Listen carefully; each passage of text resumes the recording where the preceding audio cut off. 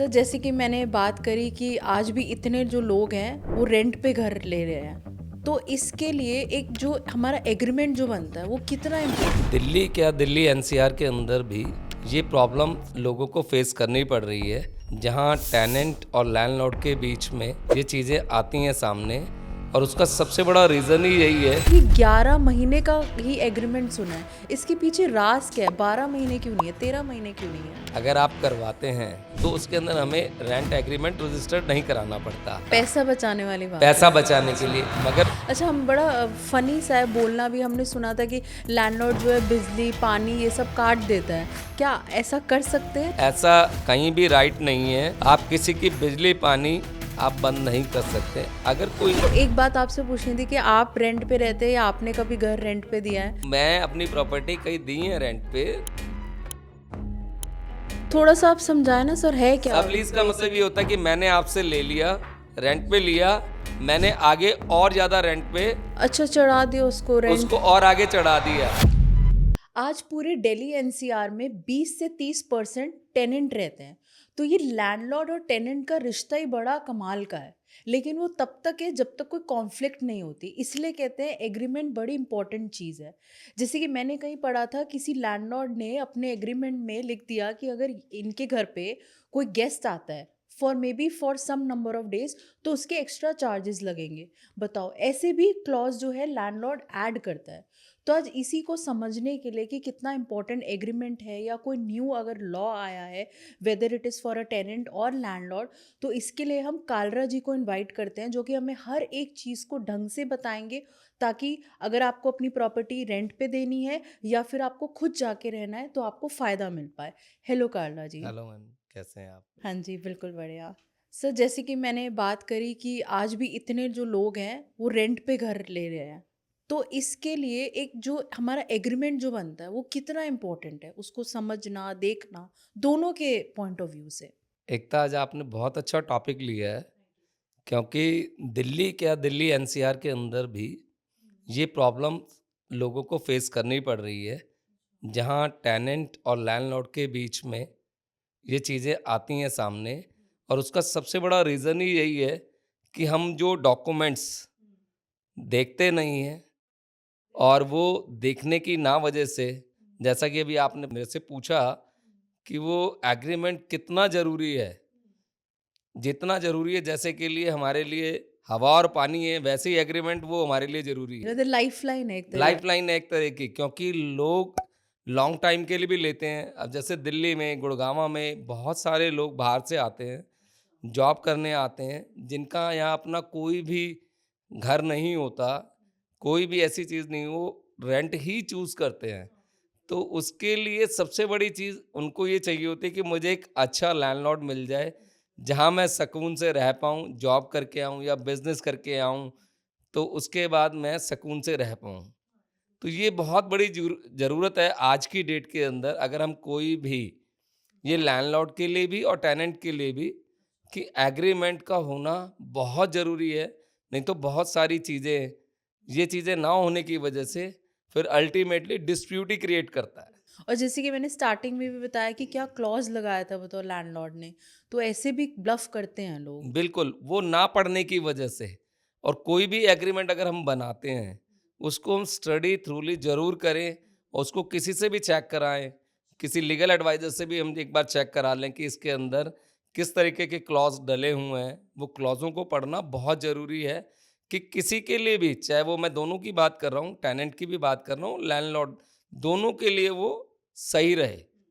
कालरा जी, आपने अच्छी चीज़ बोली कि आप कोई लीगल एडवाइज़र उसको पढ़ाए, क्योंकि क्या होता है ना, एक आम बंदे को वो टर्म्स उसमें ऐसी होती है कि समझ नहीं आता। बिल्कुल। अब उसी में मैंने कहीं पढ़ा था, एक टर्म होती है इन्वेंट्री लिस्ट, ये क्या चीज़ है? पता नहीं लोगों को पता है या नहीं। इन्वेंट्री लिस्ट लोगों को इसके बारे में अवेयर नहीं है। इन्वेंट्री लिस्ट ये होता है कि आजकल जो लोग, अब जैसे टाइम नहीं है किसी के पास भी, हुँ। अगर कोई बाहर से आ रहा है, दिल्ली एनसीआर से कहीं से भी आ रहा है, एक्चुअली उसको एक मतलब फुली फर्निश्ड फर्निश घर चाहिए, अच्छा। अपार्टमेंट चाहिए या घर चाहिए, तो उसके अंदर जो जो सामान लगे हुए हैं, अच्छा। उनकी पूरी लिस्ट, क्या-क्या लगा हुआ है, जैसे गीज़र है, एसी है, मॉड्यूलर किचन का कॉन्सेप्ट है, जो चीज़ें सारी जो बेसिक नीड्स की हैं, अगर उस घर में लगी हुई हैं, तो टेनेंट और ओनर दोनों को उस चीज़ की एक वीडियो भी बना लेनी चाहिए और उसकी इन्वेंटरी लिस्ट, उसी को हम बोलते हैं इन्वेंटरी लिस्ट। हाँ, उस इन्वेंटरी लिस्ट को ओके अच्छा, करने के बाद ही साइन करना चाहिए कि मुझे ये अच्छा। सामान मतलब मिला था मिला जब, है, अच्छा, हाँ। और मैं इसको जब इसको खाली करूँगा हुँ। घर को, तो वो मुझे एज़ इट इज़ लैंडलॉर्ड को चाहिए, वापसी ओके, करना है। अच्छा, उसमें कहीं भी कोई गड़बड़ ना हो। ये अच्छा, दोनों के लिए, दोनों के हित में है ये चीज़ें। अच्छा, वो इन्वेंटरी लिस्ट वही है कि जो-जो आपको सामान मिल रहा है, मिला और है। बहुत जगह तो आपको इवन बेडरूम्स के अंदर बहुत सारा सामान भी लगा हुआ मिल जाता अच्छा, है। हाँ, हाँ, हाँ। बेड्स वगैरह भी मिल जाते हैं, हाँ, हाँ, प्रॉपर उनकी लिस्ट बन जाती है, रेस्टोरेंट, कोई बड़ी चीज़ नहीं है। अच्छा, मगर इनको थ्रूली पूरा एक चेक करना पड़ेगा अच्छा, कि एक-एक चीज़ मुझे मिल भी रही है या नहीं मिल नहीं रही मिल है। रहे, अच्छा, खाली मैं साइन कर रहा हूँ, अच्छा, ये मैं टेनेंट के लिए बोल रहा हूँ। अच्छा, ये दोनों तरफ से दोनों के लिए इम्पोर्टेंट है ना? ये हुँ। पॉइंट वैलिड है कि दोनों को ही देख लेना चाहिए कि मेरे पास ये चीज़ें हैं। अच्छा, हमने तो सुना था कि सिर्फ़ लिस्ट ही नहीं बल्कि लोग पूरा कंडीशन भी लिखते हैं कि भई इसकी ऐसी कंडीशन है तो बिल्कुल ऐसे ही मिलना चाहिए। हाँ, बिल्कुल, अगर किसी ने नई चीज़ लगाई है, किसी के नए हम घर में जा रहे हैं, अनयूज़्ड वो हमने लिया है और मैं first tenant as a enter कर रहा हूँ वहाँ पर, तो बिल्कुल वो चाहेगा लैंडलॉर्ड कि मुझे ये जो चीज़ मिल रही है, वो मेरे को as it as is it he is मिले, मिले। अच्छा। देखो, यूज़ करता है तो कहीं न कहीं थोड़ा-सा तो खराब होता है, मगर वो बहुत माइनर चीज़ें हैं, ऐसा नहीं है। मगर जो भी चीज़ें हैं, उनको ऐज़ इट इज़ जैसी वो उनको दी गई थी, वैसे ही उनको वापसी मिलनी चाहिए। अच्छा, अगर सपोज़ करते कि किसी की कंडीशन वैसी नहीं रही, तो फिर कैसे लैंडलॉर्ड डिसाइड करता है उसको डिडक्शन कैसे करेगा फिर? बहुत सारी चीज़ें होती हैं, कई बार जैसे इलेक्ट्रिक गुड्स हैं, जो भी हैं, अच्छा, वो टूट भी सकते हैं, कुछ चीज़ें खराब भी हो सकती हैं, तो उनको जो भी हमारे टेनेंट्स हैं, वो उनको रिपेयर करा के दे सकते हैं। म्यूचुअल अंडरस्टैंडिंग के ऊपर होता है, बहुत छोटी चीज़ें हैं, इसके अंदर वो नहीं है, मगर हाँ, लिस्ट ज़रूर होनी चाहिए प्रॉपर कि मैंने क्या इनको सामान दिया था, क्या सामान मुझे वापसी मिल रहा है। अच्छा, दोनों पार्टीज़ को क्रॉस चेक ज़रूर करना क्रॉस चाहिए। चेक ज़रूर करना चाहिए। अच्छा, अब एक ये जो सिक्योरिटी डिपॉज़िट भी एक बहुत बड़ी चीज़ है। तो अब हमने पुराने में कहीं सुना था कि कुछ लैंडलॉर्ड होते हैं जो 6 महीने का भी सिक्योरिटी डिपॉज़िट ले लेते थे। तो अभी कुछ नया रूल आया है कि कितना मिनिमम अब ले सकते अभी हैं? नया एक तो एक एक्ट आया है, मॉडल टेनेंसी एक्ट आया है, जिसके अंदर रेज़िडेंशियल के अंदर आप 2 महीने की सिक्योरिटी आप रख सकते हैं और कमर्शियल के अंदर आप 4 महीने का सिक्योरिटी आप रख सकते हैं। पहले एज़ अ म्यूचुअल अंडरस्टैंडिंग पे 3-3 महीने का भी होता था, कुछ 4 महीने का भी, 6 महीने का भी, जैसा आप कह रहे हैं। अब जो नया एक्ट आया है, उसके अंदर हम सिर्फ़ 2 महीने का रेज़िडेंशियल के अंदर और कमर्शियल के अंदर हम जो है 4 मंथ्स। 4 मंथ्स का हम उनसे एज़ अ सिक्योरिटी रख सकते हैं। सिक्योरिटी इसलिए रखी जाती है कि हमारा जो घर है या कमर्शियल इंडस्ट्रियल कोई मैंने बिल्डिंग दी है या ऑफ़िस स्पेस मैंने दिया है, तो उसके अंदर कहीं उनकी तरफ से, टेनेंट की तरफ से कहीं कोई गड़बड़ तो नहीं हुई है, कोई व्हाइट वॉश तो उन्होंने ख़राब नहीं कर दिया, कुछ बिजली की वायर-वायर तो चेंज नहीं कर दी हैं। छोटी-छोटी चीज़ें होती हैं, टॉयलेट में कोई उन्होंने चेंज तो नहीं कर दिया है। तो उसके लिए ऐसा किया जाता था क्योंकि उन्होंने अपने बेस के हिसाब से किया था। आगे अगर हम किसी और को देंगे लैंडलॉर्ड, तो उसमें वहीं कहीं उसने अल्टरेशन तो नहीं कर दिया है। ये टर्म्स एंड कंडीशन में लिखा जाता है कि कोई अल्टरेशन नहीं कर सकते। तो और ऑल्टरेशन इन वर्ड केस से हाँ। नहीं पता लगता और कर दिया हो, तो उस केस के अंदर लैंडलॉर्ड आपसे उस चीज़ के लिए म्यूचुअल अंडरस्टैंडिंग से कुछ ना कुछ वो हर्जाना एक तरह से ले सकते हैं, चार्ज कर सकते हैं आपसे। अच्छा, ये टॉपिक ही बड़ा डिबेटेबल है क्योंकि लोगों को अभी भी नहीं समझ आता। वो कहते हैं कि लैंडलॉर्ड जो है किसी भी कंडीशन पे पैसे काट लेता है। हमने कहीं सुना था कि कोई रह रहा था अपने बच्चों के साथ, अब बच्चों ने वॉल पे थोड़ा कलरिंग कर दी, अब उसने उसके भी पैसे काट लिए। तो लोग आज क्लियर ही नहीं है मेन आप किस पर्पस के लिए लैंडलॉर्ड पैसे काट सकते हैं, क्योंकि इन छोटी चीज़ों के लिए तो मुझे नहीं लगता हाँ, एक तो ऐसा जस्टिफाइड नहीं है। होना चाहिए। हाँ जी। वो रेयर केसेस आते हैं ऐसे, हर केस में ऐसा नहीं होता है। देखो, बच्चे सबके घर में थोड़ा-सा, अगर आप किसी का घर यूज़ कर रहे हो, तो वहाँ थोड़ा-सा ये चीज़ें होनी स्वाभाविक सी हैं।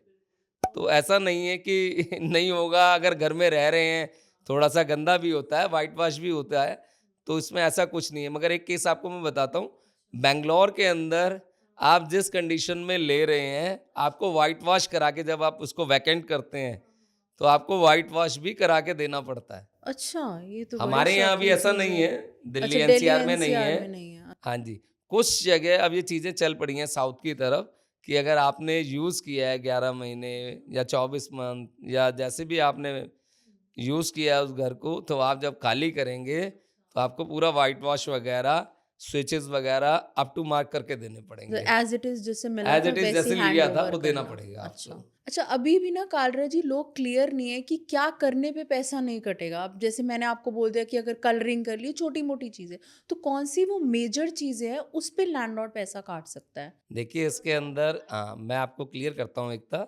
इसके अंदर होता क्या है, अगर हम उस प्रॉपर्टी को जिसको हम यूज़ कर रहे हैं वहाँ कुछ हम अल्टरेशन कर देते हैं या कुछ हम वहाँ पर कुछ ऐसी चीज़ें मेजर कोई हम अपने हिसाब से वहाँ पर उसके अंदर कोई चीज़ें टूट फूट कर देते हैं, तो उस केस के अंदर लैंडलॉर्ड आपसे चार्ज ले सकता है।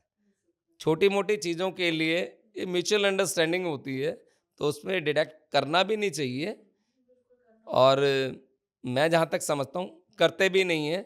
म्यूचुअल अंडरस्टैंडिंग से ऑलमोस्ट केस निपट जाते हैं। मगर सबसे ज़रूरी चीज़ है, इसीलिए बोला जाता है जैसी प्रॉपर्टी हम देख रहे हैं, हम लेने जा रहे हैं कि टेनेंट लेने जा रहा है, एज़ इट इज़ उसको हैंडओवर करने की कोशिश करें और उसको अपनी प्रॉपर्टी समझ के अगर चलेगा तो उनके रिश्ते भी अच्छे रहेंगे और वो लॉन्ग टाइम लीज़ पे भी लैंडलॉर्ड दे पाएगा कि आगे भी अगर उनको मान लो रिक्वायरमेंट है, अगर अच्छे संबंध होंगे दोनों के, आगे फ्यूचर में भी मान लो मुझे रिक्वायरमेंट है, एज़ अ टेनेंट मैं जाता हूँ, तो लैंडलॉर्ड को देने में कोई परेशानी नहीं होगी। और आपने बिल्कुल सही बोला। एक्चुअली ना टेनेंट जो है ना वो अपना घर ही नहीं समझता, तभी वो उसको मिसयूज भी करते हैं और आई थिंक वहीं कॉन्फ्लिक्ट शुरू हो जाते हैं। अच्छा, एक और बात, हमने सिर्फ ही 11 महीने का ही एग्रीमेंट सुना है। इसके पीछे राज क्या है? 12 महीने क्यों नहीं है? 13 महीने क्यों नहीं है? देखिए 11 महीने तक अगर आप करवाते हैं, तो उसके अंदर हमें रेंट एग्रीमेंट रजिस्टर्ड नहीं कराना पड़ता। पैसा बचाने वाली बात पैसा है। बचाने के अच्छा। लिए, मगर लोग अब समझदार हो चुके हैं, अच्छा। अवेयर हो चुके हैं हम्म। कि कोई अपनी करोड़ों की प्रॉपर्टीज वहां दे रहा है, तो बिल्कुल। उसको ये लगता है कि टेनेंट मेरी इस प्रॉपर्टी के ऊपर कब्जा ना कर ले। कब्जा ना करे, ये हाँ। डर रहता है लोगों के बिल्कुल अंदर। नहीं रहता है। तो मेरा एक सजेशन है अच्छा। सभी से, जो भी हमारे ऑडियंस देख रहे हैं, अच्छा। कि आपको रेंट एग्रीमेंट रजिस्टर्ड जरूर कराना चाहिए, अच्छा। पुलिस वेरिफिकेशन जरूर कराना चाहिए। अच्छा, ये भी इम्पोर्टेंट है। बहुत अच्छा। इम्पोर्टेंट है कि कितने फैमिली मेंबर रहेंगे। अभी अच्छा। मैं आपको एग्जांपल देता हूँ, मैं उस बिल्डर हाँ का नाम जी। नहीं लूंगा। अच्छा। नहीं, दिल्ली के ले अंदर लीजिए ही आप। दिल्ली के अंदर ही अभी रिसेंटली कुछ लोगों ने अपनी प्रॉपर्टी दी, तो जो टेनेंट था उसने मिसयूज करना शुरू कर दिया। मगर अगर आप पुलिस वेरिफिकेशन कराएंगे, चेक से उसको रेंट देंगे, तो आने वाले टाइम में दोनों के लिए वो अच्छा रहता है, वो दोनों के लिए बेनिफिट होता है। तभी कहते हैं ना, हर एक चीज ब्लैक एंड व्हाइट में हो तो कल को अगर अगर कोई। ट्रांसपेरेंसी रहेगी हर चीज़ के अंदर कि मुझे क्या चीज़ मिल रही है, मैं चेक कितने इसको टाइम पीरियड का दे रहा हूँ, मैं इसकी ड्यूरेशन कितने टाइम पीरियड के लिए लूँगा, सारी चीज़ें एक-एक चीज़ अगर हमारे रेंट एग्रीमेंट में, जैसे सबसे पहला क्वेश्चन ही आपका था, उसके अंदर हम ऐड कर देंगे, तो मुझे नहीं लगता कि कहीं कोई प्रॉब्लम आएगी और लॉन्ग टाइम का वो रिलेशन बन जाता है उनका। तभी मैंने बोला ना, एक और मैंने रिश्ता कई बार ये होता भी है देखा ये।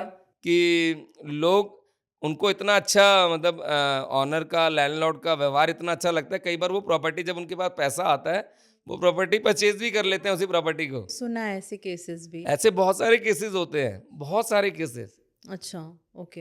तो हर चीज़ को एकदम, मैं जहाँ तक समझता हूँ, अपने ऑडियंस को भी बोलना चाहूँगा, आप चेक से पेमेंट करिए और हर चीज़ को, रेंट एग्रीमेंट को रजिस्टर्ड भी कराइए।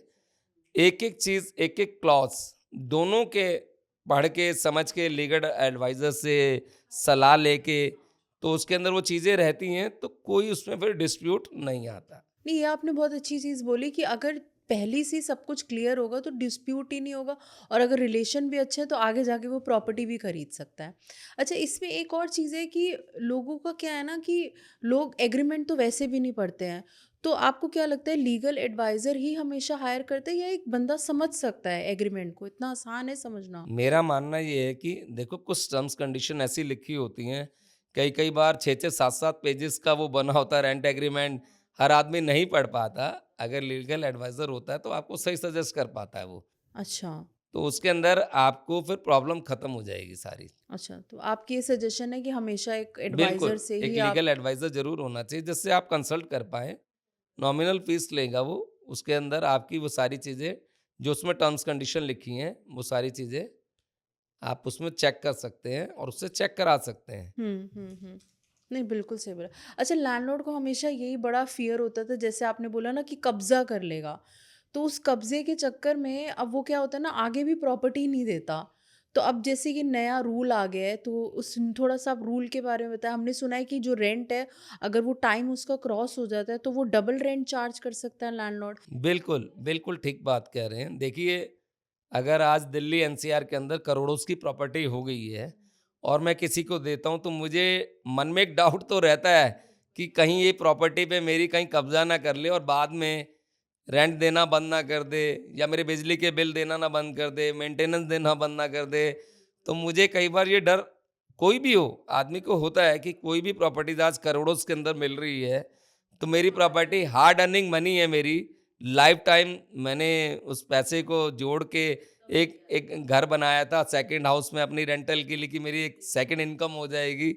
उसके अंदर भी डाउट तो रहता ही है।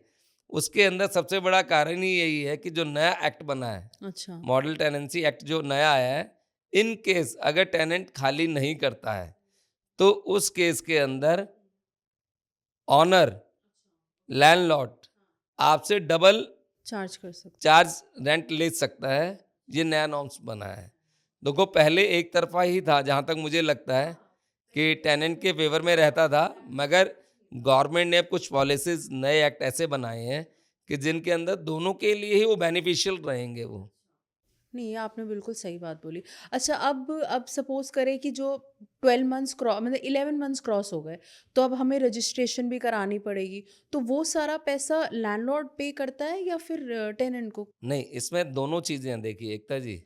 आप ये समझिए अगर मैं शॉर्ट टर्म के लिए दे रहा हूँ, तो फिर 11 मंथ का एग्रीमेंट वो वैलिड है। अगर मैं लॉन्ग टाइम की लीज़ कर रहा हूँ, तो मुझे उसको रेंट एग्रीमेंट को रजिस्टर कराना कराना ही पड़ेगा। कराना ज़रूरी है और कराएँगे तो ठीक रहता है वो। अच्छा, लोग हैं जो नहीं भी कराते होंगे ऐसे? नहीं ऐसा उसके अंदर जो चार्जेज़ लगते हैं, तो उसके अंदर म्यूचुअल अंडरस्टैंडिंग से 50% लैंडलॉर्ड देता है, 50% टेनेंट देता है। तो मेरा ऑडियंस को यही सजेशन है कि ये चीज़ें आप रेंट एग्रीमेंट को रजिस्टर्ड ज़रूर कराएँ। छोटे से अमाउंट के लिए वो सेव अपनी करने की प्रॉपर्टी कोशिश को कर। कहीं ऐसा ना हो कि आपकी शांति भंग हो जाए मन की। हाँ, नहीं, बिल्कुल। तो आज मन का सुकून सबसे ज़रूरी है, दोनों के लिए अच्छा है वो। क्योंकि दोनों को ही ऐसे जी। रहता है कि मेरी प्रॉपर्टी मिसयूज़ ना कर ले या वैसे। अच्छा, ठीक है, अब जो टेनेंट रह रहा है, माना कि उसका सेकंड होम है, पर उसकी भी प्राइवेसी इम्पोर्टेंट है, तो उनके लिए और ऐसी क्या चीज़ है जो लैंडलॉर्ड नहीं कर सकता? देखो नए जो एक्ट बना है अभी जिसकी हम बात कर रहे हैं, पहले तो कुछ लोग इमीडिएट चले जाते थे सर्वे करने के लिए। लैंडलॉर्ड ने नॉक किया, घर में चले गए, अपने इंडस्ट्रियल किसी एरिया में ऑफिस स्पेस में चले गए, इंडस्ट्रियल प्लॉट किसी ने ले रहा है, इंडस्ट्री चल रही है वहाँ चले गए। अब ऐसा नहीं है, आपको 24 घंटे का एक प्रायर नोटिस देना पड़ता है कि मैं आज अपनी प्रॉपर्टी का सर्वे करने आऊँगा, विज़िट करने आऊँगा। तो उसके अंदर आप 1 दिन का टाइम टेनेंट को ज़रूर देंगे कि आपने जो भी सर्वे करना है कि मेरी प्रॉपर्टी को किस तरीके से रख-रखाव कर रहा है। थोड़ा-सा व्यू तो मन करता ही है यस। उसका लेने का। अच्छा। कहीं वहाँ इलीगल एक्टिविटी तो नहीं हो रही। अभी पीछे का केस था दिल्ली के एक लोगों ने वहाँ दिया, तो वहाँ पर इलीगल एक्टिविटीज़ हो रही थी। अच्छा। नकली दवाइयाँ बन रही थी वहाँ पर, उनकी पैकिंग हो रही थी। तो इस तरह के केसेस जो है ना इन चीज़ों से बचने के लिए, इन प्रॉब्लम से बचने के लिए एग्रीमेंट रजिस्टर्ड होना चाहिए और टाइम टू टाइम एक बार अपनी प्रॉपर्टी का विज़िट भी करना चाहिए। क्योंकि लैंडलॉर्ड पे भी तो फिर क्वेश्चन जी। होगा ना, अगर इल्लीगल काम हो रहे हैं तो। नहीं, ये ज़रूरी। अच्छा, हम बड़ा फ़नी सा है बोलना भी, हमने सुना था कि लैंडलॉर्ड जो है बिजली, पानी ये सब काट देता है। क्या ऐसा कर सकते हैं? नहीं, बिल्कुल भी ये राइट नहीं है। ऐसा कहीं भी राइट नहीं है। आप किसी की बिजली, पानी आप बंद नहीं कर सकते। अगर कोई इन केस डिस्प्यूट हो गया है, तो आप जो लीगल प्रोसेस है, उसको आप फ़ॉलो करेंगे। दोनों के लिए है। अगर ऑनर इस तरीके से करता है, तो आप भी कोर्ट में जाके लीगल प्रोसेस शुरू कर सकते हैं। ऐसे ही अगर वो किराया नहीं दे रहा है टेनेंट, अच्छा, ओके। तो लैंडलॉर्ड के पास भी राइट है, वो भी लीगल केस कर सकते। केस कर सकता है या उस चीज़ के लिए नियरेस्ट जहाँ भी जो हमारी कोर्ट्स होती हैं, वहाँ जा सकता है।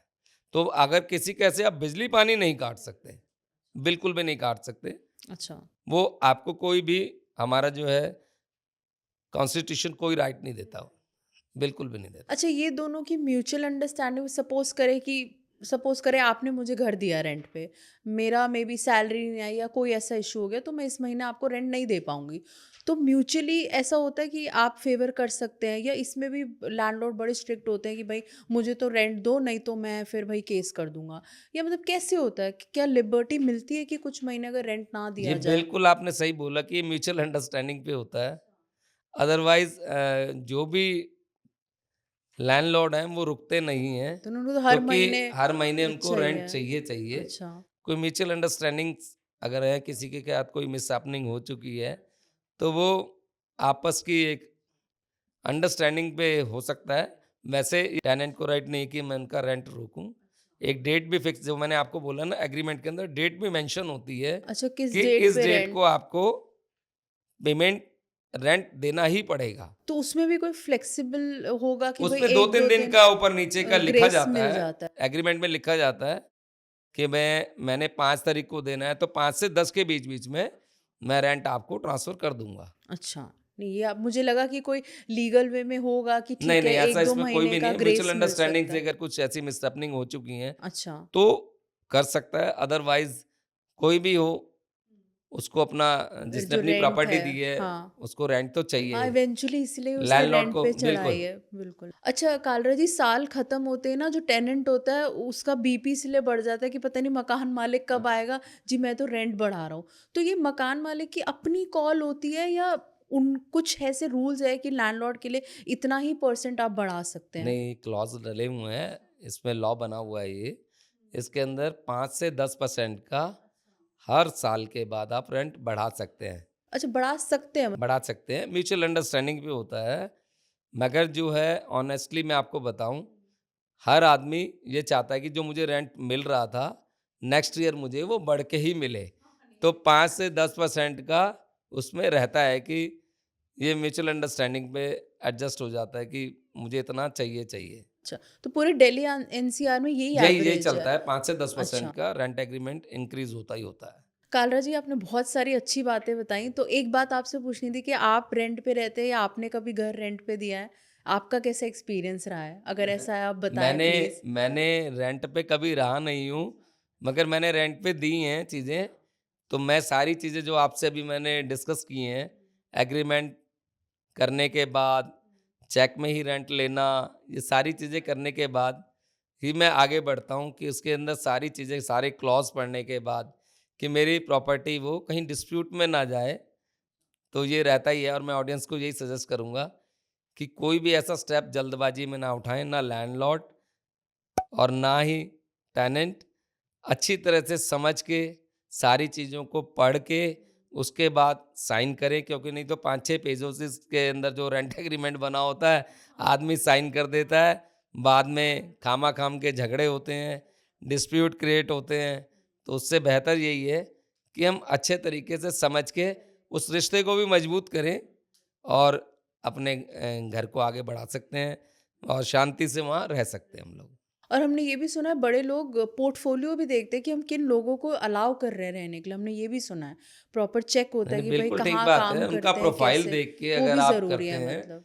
तो नो डाउट आज की डेट में मैं दिल्ली एनसीआर में गुड़गाँव की अगर बात करूँ, नोएडा की बात करूँ, दिल्ली की बात करूँ, तो वहाँ पर ऑलमोस्ट लोग प्रेफ़र जो करते हैं, सर्विस क्लास को करते हैं। अच्छा, सर्विस क्लास को करते सर्विस क्लास को प्रेफ़र ज़्यादा करते हैं कि उनका वो प्रोफ़ाइल वगैरह कि इनका रेंट हमें टाइम से मिलता रहेगा। ऐसा नहीं है कि जो बिज़नेस कर रहे हैं वो रेंट नहीं देते।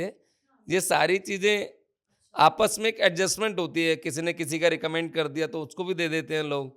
ऐसा नहीं है, मैं एक जनरल मैसेज जो एक आपसे बात शेयर कर रहा हूँ, मगर लोगों की प्रेफ़रेंस जो आपने उसका एक मेरे से आपने क्वेश्चन पूछा कि प्रोफ़ाइल चेक करते हैं, तो प्रोफ़ाइल चेक करने की वजह से ही वो प्रेफ़र करते हैं कि हम लोग जो है हैं सर्विस क्लास को है। सर्विस क्लास को दें, अपनी प्रॉपर्टी सेफ भी रहेगी, रेंट भी हमें टाइम से मिलता रहेगा। तो ये रहता है मन के अंदर, ओनर के, लैंडलॉर्ड के मन में ये रहती हैं चीज़ें। तो आप मेरे से पूछ रहे थे कि आपने कभी कोई प्रॉपर्टी रेंट आउट की है, तो मैं अपनी प्रॉपर्टी कहीं दी है रेंट पे, तो उसके अंदर मैं सारी चीज़ें क्लॉज़ पढ़ने के बाद भी टेनेंट को भी पढ़वाता हूँ अच्छा, कि आप ये चीज़ें पढ़ लीजिए, अगर आप एग्री हैं तो इस केस में हम आगे बढ़ चलेंगे। और सबसे बड़ी चीज़ उसके अंदर मैं ये कोशिश भी करता हूँ कि जो मेरा ये टेनेंट ले रहा है, वो वहाँ कोई अल्टरेशन ना करे। अच्छा। दूसरी चीज़ सबलीज़ ना करे, ये बहुत बड़ी चीज़ें हैं। कई लोग ये केसेस भी देखने में आते हैं कि लोग आगे सबलीज़ कर देते हैं। थोड़ा-सा आप समझाएँ ना सर, है क्या सबलीज़ का मतलब बेसिक? ये होता है कि मैंने आपसे ले लिया, रेंट पे लिया, मैंने आगे और ज़्यादा रेंट पे अच्छा, चढ़ा दिया उसको रेंट। उसको और आगे चढ़ा दिया किसी और को। सपोज़ मैंने आपसे कोई चीज़ ₹50,000 में ली, 50,000 का आगे मैंने 60,000 पे वो चढ़ा दिया, सबलीज़ कर दिया मैंने। ये चीज़ों से बचने के लिए आप अपनी प्रॉपर्टी का मैं सारी चीज़ों का ध्यान रखता हूँ। ऑडियंस को भी यही बोलूँगा कि कोई अल्टरेशन का कोई भी ऐसा क्लॉज़ वहाँ ना हो, कोई ऐसा सबमीटर भी ना लगे, कोई वहाँ पर अल्टरेशन के अलावा सबमीटर प्लस वो आगे सबलीज़ भी ना कर पाए। तो ये चीज़ें ऑडियंस को ध्यान में रखनी होंगी, तभी मैं बार-बार यही कह रहा था एग्रीमेंट का होना बहुत नहीं, ये ज़रूरी है। बहुत इम्पोर्टेंट पॉइंट बताया कालरा जी आपने।